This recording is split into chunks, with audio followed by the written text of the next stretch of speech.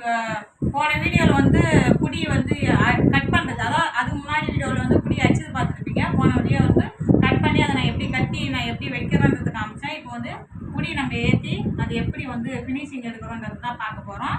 நான் அள்ளி வச்சாச்சு பாருங்கள். அங்கேருந்து பேக் எடுத்து இதை பாருங்கள். இந்த மாதிரி தான் கொடுத்துருப்பாங்க, மார்க் மட்டும் கொடுத்துருப்பாங்க. இந்த மாதிரி புடி ஏற்றுறதுக்கான மார்க் இது. அதில் அந்த அந்த அளவு வச்சு தான் நம்ம கரெக்டாக புடி ஏற்றணும். நெக்ஸ்ட் இங்கே பாருங்கள், புடியும் ஒரு கட்டு எடுத்து வச்சாச்சு. இது என்ன இங்கே பாருங்க, தண்ணி குடிக்கிறதுக்கு வச்சுக்க பாருங்க.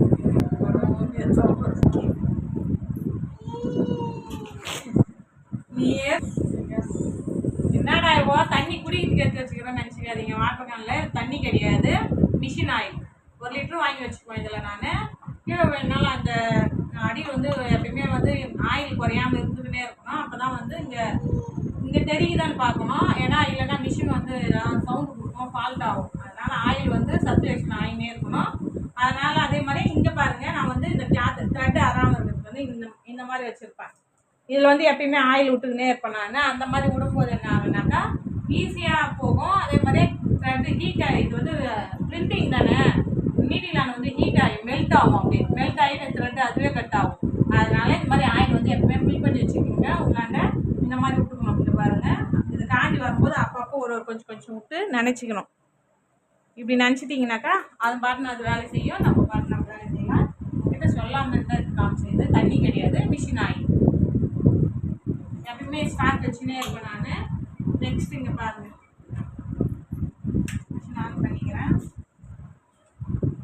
உங்கள் லைட் கம்மி பண்ணிக்கிறேன். ஏன்னா லைட் இருந்தால் உங்களுக்கு தெரியாது. அதனால் இங்கே பாருங்கள், ஒரே ஒரு 1/2 இன்ச்சு இதுக்கு மேலே மடிக்கக்கூடாது, அவ்வளோதான் வரணும். அதே மாதிரி இங்கே மார்க் சொன்னால அந்த மார்க் இருக்குது பாருங்கள், இந்த மார்க்கு நேராக வச்சுக்கணும். ஜெட்டு அது பாருங்கள் அச்சுது ஜெட்டு மாதிரி தான் வரணும், கரெக்டாக வரணுங்க. அவ்வளோதான். ஒரு பேக் வச்சு பாருங்கள், அதே 1/2 இன்ச்சு.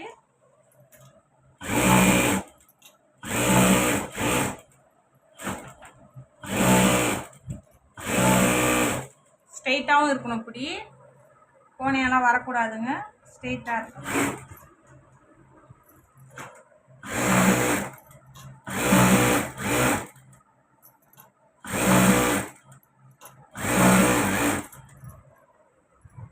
நான் வந்து ஃபாஸ்ட்டாக அடிக்கிறேன். உங்களுக்கு வந்து ஃபஸ்ட்டு எடுத்தோடனே நீங்கள் ஸ்லோவாக தைங்க. எனக்கு தச்சு பழக்கன்றதுனால நான் ஃபாஸ்ட்டாக வச்சுன்னு இருக்கேன்.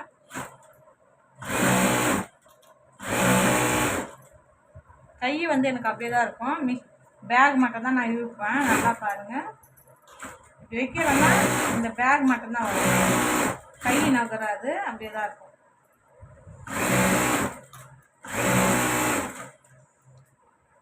இப்படி தான் நீங்கள் அடிக்கணும். ஃபாஸ்ட்டாக அடிச்சிங்கன்னா தான் உங்களுக்கு வந்து கட்டு தேடும். ஸ்லோவாக தைச்சிங்கன்னா என்ன ஆகுன்னா ரொம்ப ஒரு 1 மணி நேரம் முடியுதுனாக்கா 2 மணி நேரம் 3 மணி நேரம் ஆகும். அதனால தான் முடிஞ்ச அளவுக்கு நீங்கள் ஃபாஸ்ட் எடுத்துக்கோங்க. ஸ்டார்டிங்கில் கற்றுக்கிற வரைக்கும் கொஞ்சம் ஸ்லோவாக தைங்க, அதுக்கப்புறம் ஃபாஸ்ட் எடுத்துக்கோங்க. மெயினாக இதில் வந்து அதுதான்.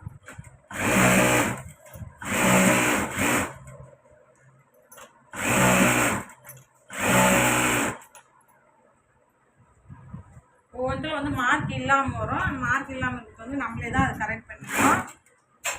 எதுக்கு நேராக மார்க் வருதோ அதுக்கு நேராக நம்மளே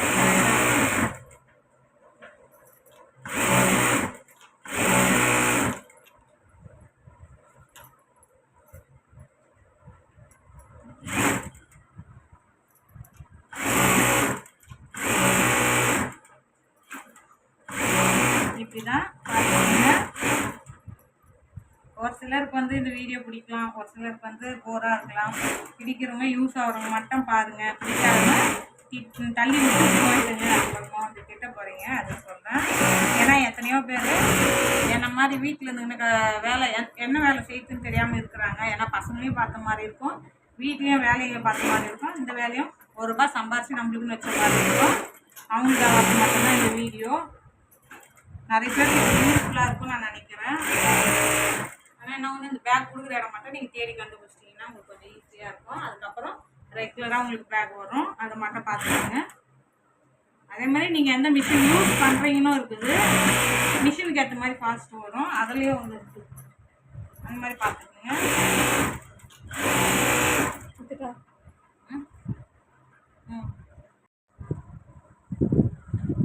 இப்போ பாருங்க ஃப்ரெண்ட்ஸ், இது வந்து ஒரு கட்டு ஃபுல்லாக முடிச்சிட்டேன். இன்னும் கொஞ்சம் தான் இருக்குது பாருங்கள். எவ்வளோண்ணா ஒரு 1/2 hour ஆயிருக்கும். இன்னும் 1/2 hourல ஒரு 150 இருக்கும். இதில் இந்த கட்டில் 150 பேக் புடி வச்சுருக்கேன். ஒரு 1/2 hourல பாருங்கள் காலியாக போகும். நான் வந்து ஃபாஸ்ட்டாக அடிக்கிறேன். உங்களுக்கு வந்து ஃபஸ்ட் அடிக்கும் கொஞ்சம் ஸ்லோவாக தான் வரும். அதுக்கேற்ற மாதிரி நீங்கள் பார்த்துக்கோங்க, சரிங்களா? அதுக்கு நீங்கள் நம்பிக்கை விட்டுறாதீங்க. ஏன்னா நானுமே 500 பேக் 3 நாள் 4 நாள் வச்சுருந்து கொடுத்துருந்தேன். ரொம்ப நாள் ஆயிருக்கு, ஒரு வாரம் கூட வச்சுருக்கேன் நான். ஏன்னா எனக்கு அப்போ புதுசில் வந்து ஃபாஸ்ட்டு தெரியாது, ஸ்லோவாக அடிப்பேன். நான் ரொம்ப ஸ்லோவாக அடிப்பேன். ஆனாலும் என் நம்பிக்கை நான் தளர விடல. ஏன்னா என்னால் முடியும் அப்படின்னு நான் நினச்சேன். அதே மாதிரி எப்பயுமே நம்ம நம்பிக்கை தான் நம்மளுக்கு கை கொடுக்குமே. அது ஒன்று மட்டும் மனசில் வச்சுக்கோங்க. எப்பயுமே நம்மளால் முடியாதுன்னு பின் வாங்கவே வாங்காதீங்க. எது ஒன்று எடுத்தாலுமே இதுவரையும் நான் எதில் காலை வச்சாலுமே அதை சக்ஸஸ் பண்ணி தான் காமிச்சிருக்கேன். அதே மாதிரி நீங்களும் ட்ரை பண்ணுங்கள், சோர்ந்துடாதீங்க. இது ரொம்ப கஷ்டமாக இருக்குது, இது நம்மளால் முடியாதுன்னு மட்டும் போகாதீங்க. எல்லாமே நம்மளால முடியாது எதுவுமே கிடையாது. அதுவும் பொம்பளைங்க நினச்சா கண்டிப்பாக சாதிக்க முடியும். அது ஒன்று மட்டும் மனசில் வச்சுக்கிட்டு கரெக்டாக நீங்கள் இது பண்ணுங்க. உங்களுக்கு அது மாதிரி ஐடியா இருக்குது, சம்பாதிக்கணும்னு நீங்கள் நினச்சிங்கன்னா கண்டிப்பாக உங்களால் முடியும். அதுக்காக மட்டும் நீங்கள் உங்களுடைய எப்படி சொல்கிறது, உங்களுடைய உழைப்பு போட்டுனே இருங்க, கண்டிப்பாக உங்களால் முடியும். பாருங்க இப்போ காலி ஆயிடுச்சு. நான் லாஸ்ட்டாக கட்டி வச்சுருந்தேங்களா, அதையும் எடுத்து கட் பண்ணிக்குவேன். ஏன்னா அந்த புடியை வேஸ்ட் பண்ணக்கூடாது, யூஸ் பண்ணிக்கணும். இப்போ அதையும் யூஸ் பண்ணிட்டேன்னா நெக்ஸ்ட் கட்டு எடுப்பேன் நான். 2வது கட்டு எடுத்து அதுக்கப்புறம் தைக்க ஆரம்பிச்சேன். எப்படி பார்த்தாலும் இது நான் குத்து மடிப்பாக சொல்கிறேன். ஒரு கட்டில் வந்து இதில் 150 இருக்கும்.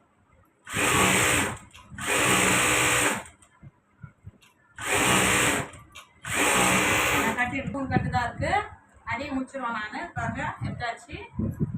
உங்களுக்கு ரொம்ப அப்படியே காமிச்சினே இருந்தாலும் லாங்காக போகும் வீடியோ. அதனால தான் நான் கட் பண்ணி காமிக்கிறேன்.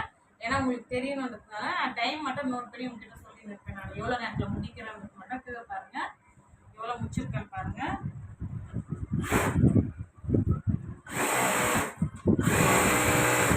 இப்போ பாருங்கள் ஃப்ரெண்ட்ஸ், இன்னும் ஒரு 50 பேக் தான் இருக்குது அந்த எடுத்து புடி.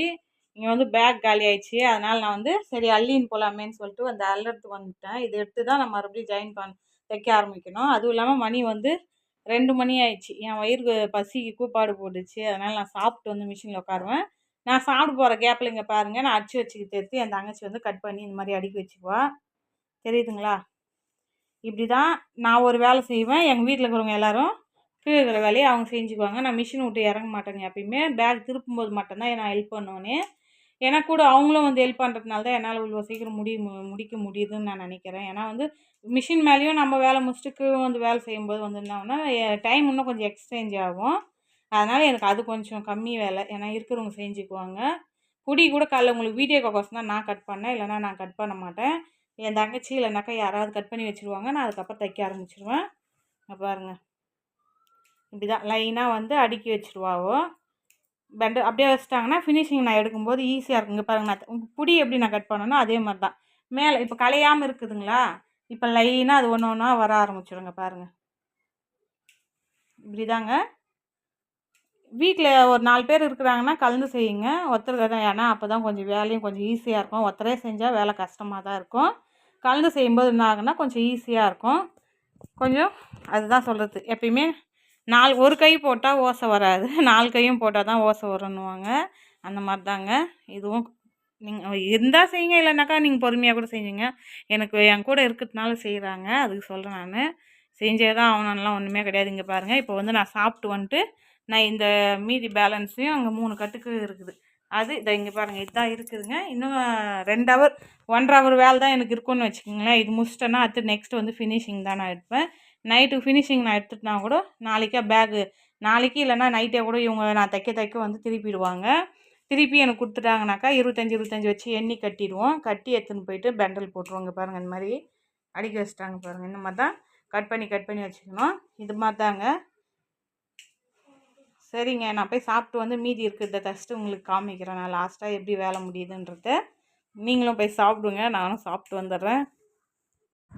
அவ்வளோதான் ஃப்ரெண்ட்ஸ், இங்கே பாருங்கள், நம்ம வந்து புடி ஏற்றி குடிச்சாச்சு. அது கட் பண்ணி இது கொஞ்சம் இருக்குது. இது வந்து ஒரு 10 நிமிஷத்தில் வந்து கட் பண்ணி கொடுத்துருவாங்க. எனக்கு வந்து இது ஃபினிஷிங் எடுக்கிறதுக்குன்னு பார்த்தீங்கன்னாக்கா ஒரு 1.5 மணி நேரம் இருந்தால் போதும். இப்போ நான் என்ன பண்ணேன்னா ஒரு 1/2 மணி நேரம் அப்படி இப்படின்னு ரெஸ்ட் எடுத்துருவேன்.